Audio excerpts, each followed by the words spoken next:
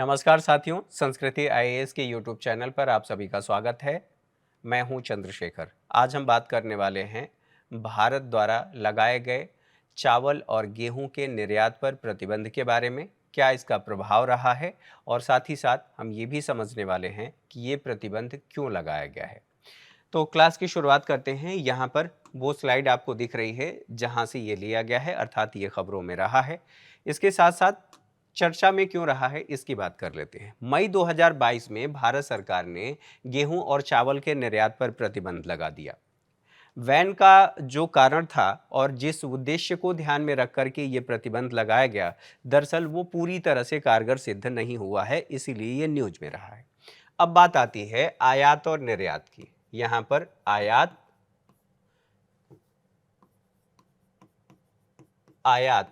Plus निर्यात की।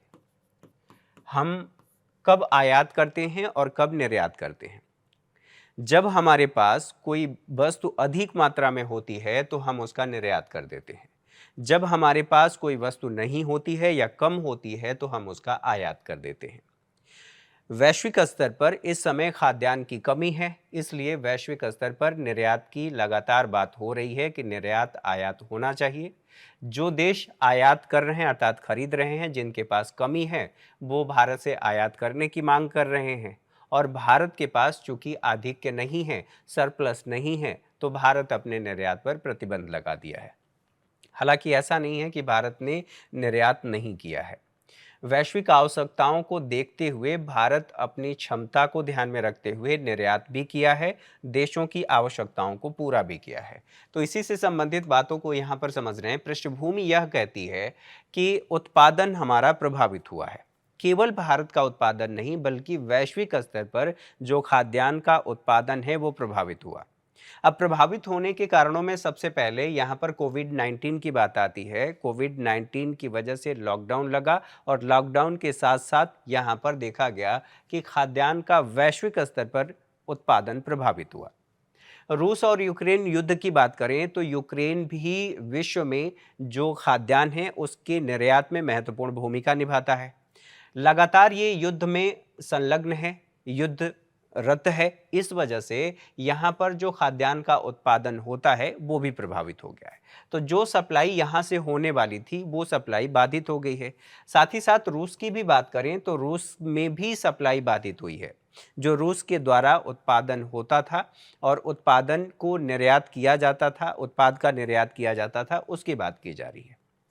अर्थात यहां पर देखा जा रहा है कि इस टेंशन की वजह से जो निर्यात हो सकता था और उनकी आवश्यकताओं की पूर्ति हो सकती थी वो बाधित हुई। साथ ही साथ विश्व के कई अन्य जो क्षेत्र हैं वहां पर भी युद्ध की स्थिति और युद्ध के अलावा अन्य जो समस्याएं थे उसकी वजह से जो खाद्यान्न का उत्पादन होना चाहिए था और उसकी आपूर्ति सुनिश्चित होनी चाहिए थी वो बाधित हुई। हीट वेव की बात करें तो हीट वेव के प्रभाव की वजह से अप्रैल 2022 में पूरे देश में इसका प्रभाव देखा गया और उसकी वजह से उत्पादन कम हो गया। उत्पादन कम हुआ तो food corporation of India, Bharat में बात की जा रही है, इसके पास बफर जो स्टॉक होना चाहिए था पर्याप्त मात्रा में, उसमें कमी आ गई। अब कमी क्यों आ गई? तो जो फूड कॉरपोरेशन ऑफ इंडिया है वो न्यूनतम समर्थन मूल्य पर किसानों से खाद्यान्न खरीदता है, अर्थात उनके उत्पाद को खरीदता है, खरीदकर अपने पास बफर स्टॉक रखता है, अर्थात अपने पास एक इतनी मात्रा में रखता है कि अगर देश में ज़रूरत पड़े तो उसका वितरण किया जा सके, उसके माध्यम से आपूर्ति सुनिश्चित की जा सके। लेकिन चूंकि उत्पादन कम हुआ तो इसके पास बफर स्टॉक में भी कमी आ गई। अब कमी के लिए यह कहा गया कि जब कमी होगी और उसके साथ साथ खाद्यान्न की मांग में वृद्धि हो गई और खाद्यान्न में वृद्धि की वजह से यहां पर गेहूं की कीमतों में वृद्धि देखी गई। ठीक है, यहां पर मांग में वृद्धि हो रही है और यहां पर कीमतों में वृद्धि हुई है। तो इकोनॉमी में ये बताया जाता है कि जब किसी वस्तु की मांग ज़्यादा होती है या डिमांड ज़्यादा होती है और उसकी आपूर्ति या सप्लाई कम हो जाती है तो उसकी वजह से कीमतों में वृद्धि होती है और ये बात यहाँ पर सटीक बैठती है, ये देखने को मिल रहा है। साथ ही साथ इसी से संबंधित कुछ और बातें यहाँ पर बताया जा रहा है कि भारत ने प्रतिबंध क्यों लगाया। तो भारत ने प्रतिबंध जब उसके आंकड़ों की बात करेंगे कि भारत में क्या स्थिति थी, तो वर्ष 2022 के शुरुआत में हमने जो खाद्यान्न मुद्रास्फीति देखा उसमें 2.26% की वृद्धि, अर्थात उस समय ये इतना था। साथ ही मई 2022 में ये बढ़कर के 14.55% हो गया। स्वाभाविक सी बात है कि इसमें वृद्धि हो रही है। जो खुदरा मुद्रास्फीति है उसमें अप्रैल 2022 में यह देखा गया कि खाद्य और ईंधन की कीमतों में, जब खुदरा मुद्रास्फीति की बात की जा रही है, कीमतों में पिछले 8 वर्षों में ज्यादा वृद्धि देखने को मिली, अर्थात 7.79% की वृद्धि यहां पर हुई थी। ये किसकी बात की जा रही है? खाद्य और ईंधन की बात की जा रही है। स्वाभाविक सी बात है कि भारत में जब ऐसी स्थिति होगी तो ये उस स्थिति का संकेत है या ये उस स्थिति को बताता है जब भारत में खाद्यान्न की कमी है। ईंधन की बात तो हम कर रहे हैं, ईंधन की बात अगर छोड़ भी दें तो खाद्यान्न की बात कर रहे हैं। इसी वजह से भारत ने अपने देश से जो निर्यात हो रहा था उस निर्यात पर प्रतिबंध लगा दिया। ठीक है, चावल निर्यात पर हालिया जो सरकार का प्रतिबंध है उससे संबंधित कुछ बातों को देखा जाए तो मई 2022 में गेहूं के निर्यात पर प्रतिबंध लगाया गया। यहां पर केवल गेहूं की बात हो रही है।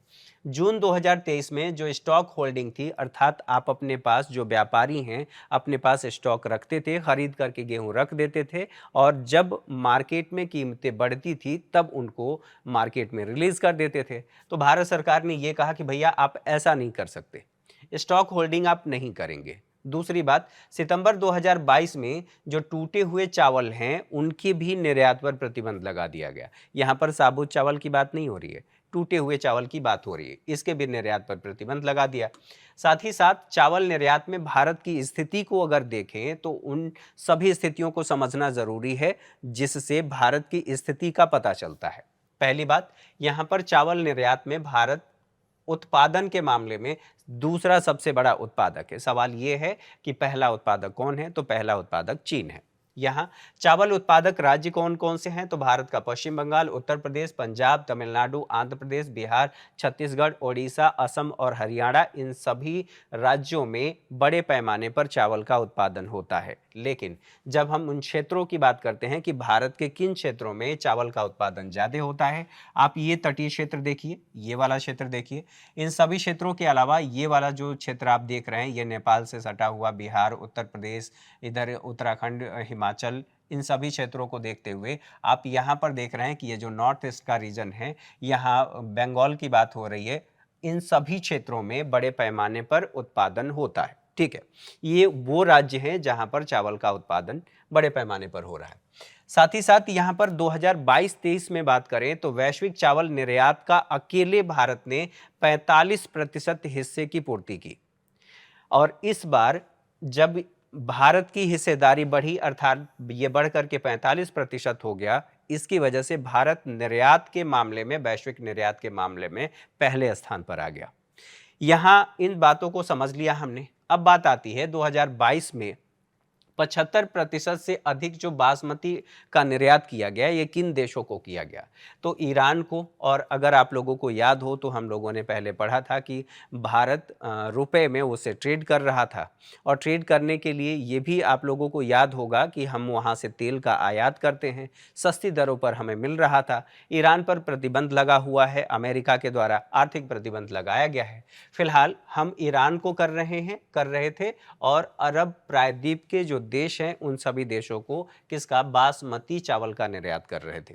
ठीक है, साथ ही गैर बासमती चावल के निर्यात की बात करें तो इसमें भारत की हिस्सेदारी कितनी है? तो लगभग 25% है। गैर बासमती चावल का निर्यात पिछले 3 वर्षों में लगातार बढ़ा है और जब हम पिछले 3 वर्षों की बात कर रहे हैं तो आप 2020 से देखेंगे जब कोविड-19 का प्रभाव देखने को मिला, 20, 21 और 22, फिर इधर 23। ठीक है, आयातक देशों की बात करें कि भारत से कौन कौन से ऐसे देश हैं जो चावल का आयात करते हैं, तो चीन हमारा पड़ोसी और हमारा दुश्मन देश, शत्रु देश, सेनेगल है, वियतनाम है, जिबूती है और इंडोनेशिया है। यहाँ पर देखें, ये बताया जा रहा है कि वो देश हैं जो चावल का उत्पादन करते हैं। तो चावल के उत्पादन में चीन पहले स्थान पर है, भारत दूसरे स्थान पर है, यहाँ पर जो इंडोनेशिया है तीसरे स्थान पर है, बांग्लादेश चौथे स्थान पर, वियतनाम पांचवें स्थान पर, 10वें नंबर पर पाकिस्तान है। तो ये उन देशों की लिस्ट दी गई है, सूची दी गई है जो चावल का उत्पादन भी करते हैं और यहाँ पर निर्यात,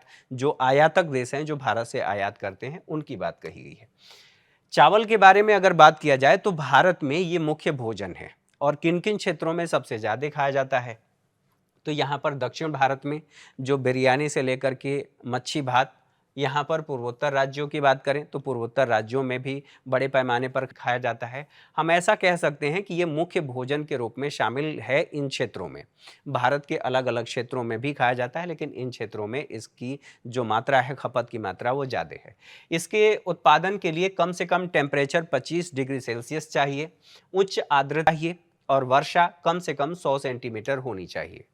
कुल फसल की बात करें, अर्थात जो हमारे देश में फसलों का उत्पादन होता है, उन फसलों में से अकेले 1/4 हिस्सा चावल का होता है, अर्थात धान का हम उत्पादन करते हैं। ये धान के बारे में बताया गया है। यहाँ पर गेहूं निर्यात की वर्तमान स्थिति की बात करें, चूंकि गेहूं और चावल दोनों की बात कही गई है, तो प्रमुख निर्यात कहां कहां पर भारत करता है, तो बांग्लादेश को 55.9% करता है।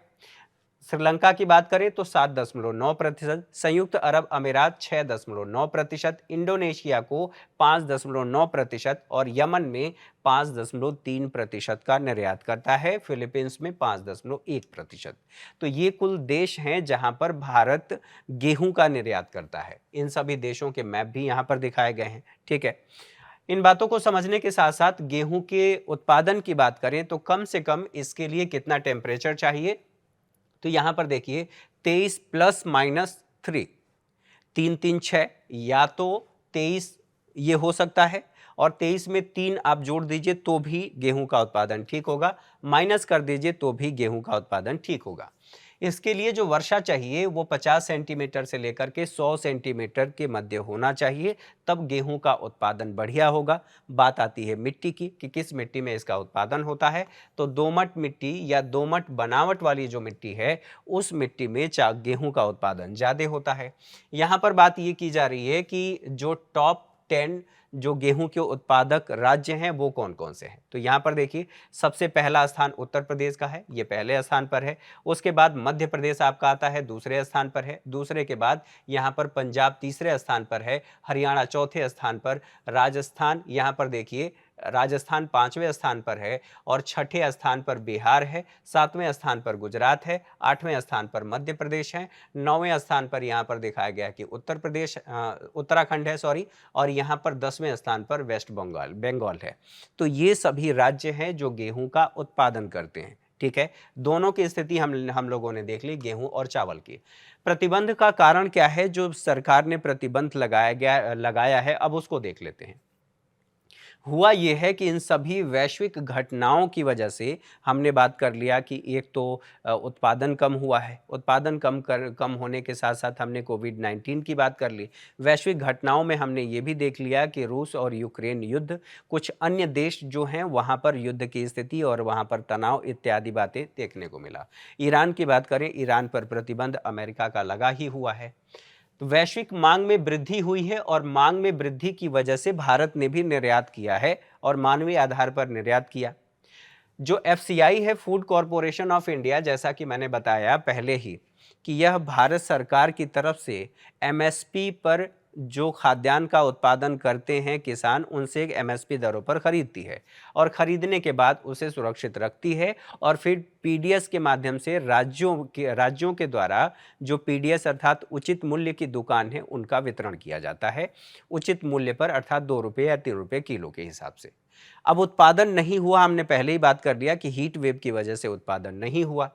खरीद का जो लक्ष्य इसने एफसीआई ने 2022 में निर्धारित किया था कि 43 मिलियन टन हम खरीदेंगे, लेकिन इसने खरीदा नहीं। खरीदना चाहती भी थी तो भी इसे उपलब्ध नहीं हो पाया, आधे से कम खरीद किया गया। अब इसके आधे से कम खरीद किया गया, स्वाभाविक सी बात है एफसीआई के पास जो बफर स्टॉक होना चाहिए था वो बफर स्टॉक नहीं है।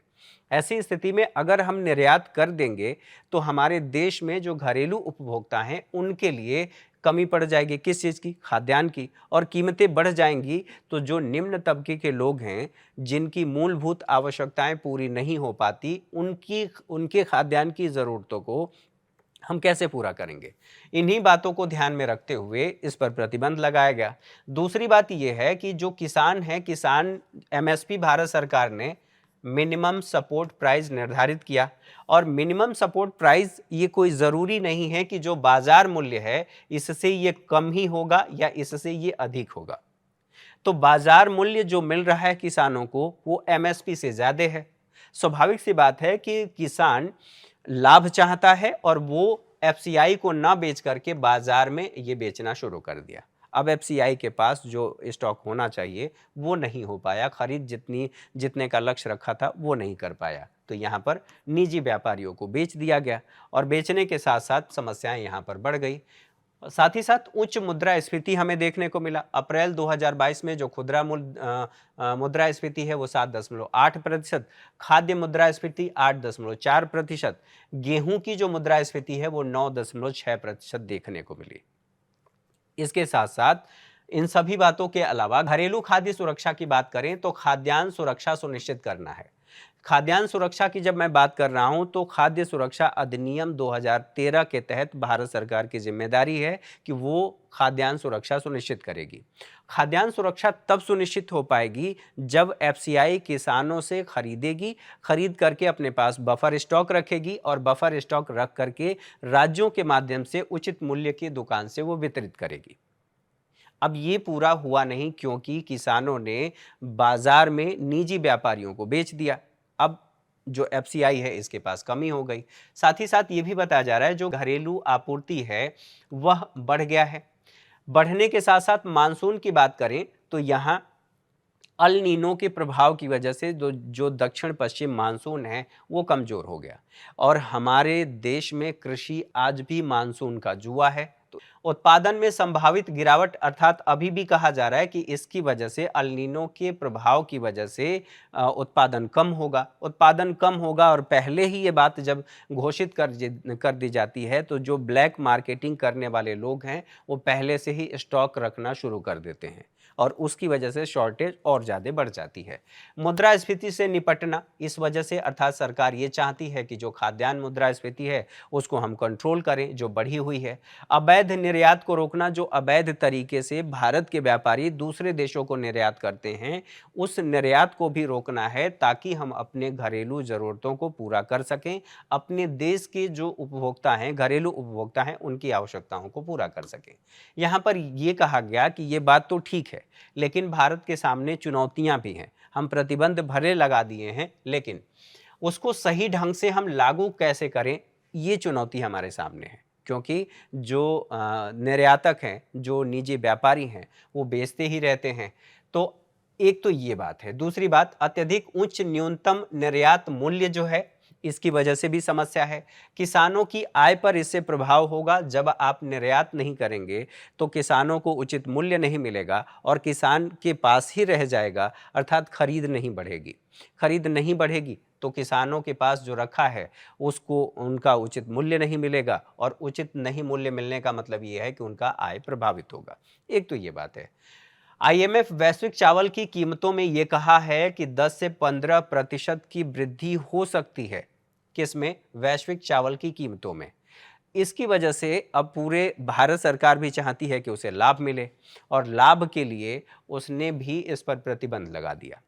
देशों की निर्भरता की बात करें तो भारत के सामने चुनौती ये है कि जिन देशों को भारत निर्यात करता है, खास करके एशिया के जो देश हैं और उप सहारा अफ्रीकी जो देश हैं वो भारत से आयात पर निर्भर हैं। तो भारत के सामने चुनौती ये है कि इन देशों को क्या जवाब देगा जिन देशों को निर्यात करता है, क्योंकि ये आयात पर ही निर्भर हैं और भारत पर निर्भर हैं। तो ऐसी स्थिति में भारत की जो साख है वो कमज़ोर होगी। अब कुछ लोग जो हैं विशेषज्ञ भारत सरकार की इस नीति की आलोचना कर रहे हैं। नीति की अनिश्चितता है, अर्थात भारत सरकार कोई भी निश्चित नीति नहीं अपनाती।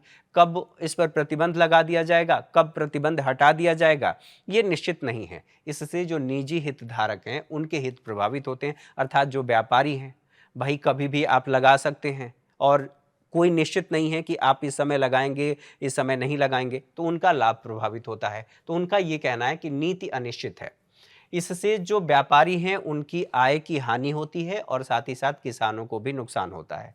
योजनाओं के लिए जो गेहूं की कम उपलब्धता है वो देखने को मिल रही है कि हमारे पास उपलब्ध कम है और फिर हमें उचित मूल्य पर बेचना भी है। जो मूलभूत ज़रूरतें हैं उनको पूरा करना है। वैश्विक प्रतिक्रिया ये है कि भारत की आलोचना हो रही है कि भारत निर्यात नहीं कर रहा है। जो देश भारत से आयात पर निर्भर हैं उनकी आवश्यकताएं कैसी पूरी होंगी। वैश्विक बाजार में अनिश्चितता देखने को मिल रही है क्योंकि खाद्यान्न की आपूर्ति नहीं हो पा रही है। भारत की साख, जो वैश्विक साख है कि भारत अपने वादे पर वो कहता है और हम भारत पर निर्भर हैं, वो पूरा नहीं कर रहा है। तो भारत की वैश्विक साख में इससे कमी आ सकती है, भारत की साख इससे प्रभावित हो सकती है।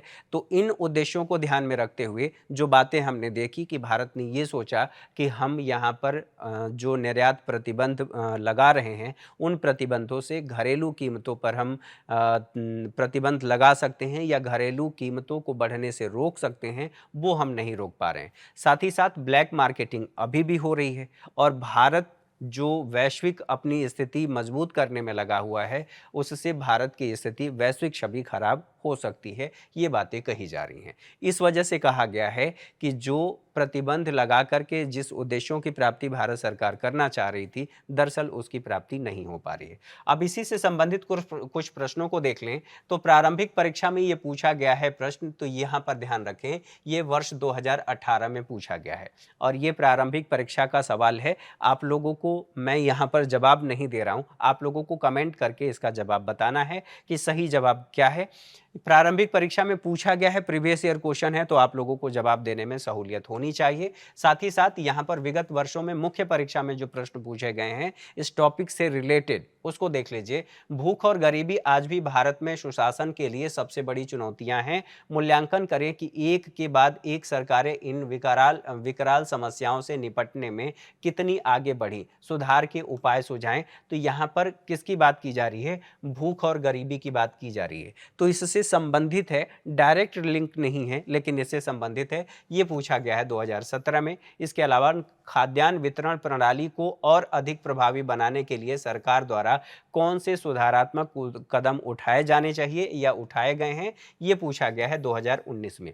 तो इसे कोरिलेट करके क्वेश्चन आप देख पा रहे हैं कि इससे संबंधित है। आप सभी इसको देखेंगे, समझेंगे कि दरअसल ये टॉपिक इंपॉर्टेंट है। उन सभी यहाँ पर कहा जा रहा है खाद्यान्न वितरण सरकार क्यों प्रतिबंध लगाई, क्योंकि हम घरेलू ज़रूरतों को पूरा कर पाएँ और उसी में एक पीडीएस भी है। तो इससे संबंधित प्रश्न पूछे गए हैं। आज के सेशन में मेरे साथ इतना ही, अगली क्लास में मुलाकात होगी, तब तक के लिए नमस्कार, ढेर सारी शुभकामनाएं। उम्मीद है आप सभी को ये सेशन पसंद आया होगा। अगर पसंद आए तो चैनल को सब्सक्राइब जरूर करें और हमारे बेल आइकन को भी प्रेस करें, चैनल के बेल आइकन को भी प्रेस करें ताकि आप लोगों को समय पर वीडियो का नोटिफिकेशन मिलता रहे, साथ ही साथ आपसे कोई वीडियो मिस ना हो। Thank you for watching.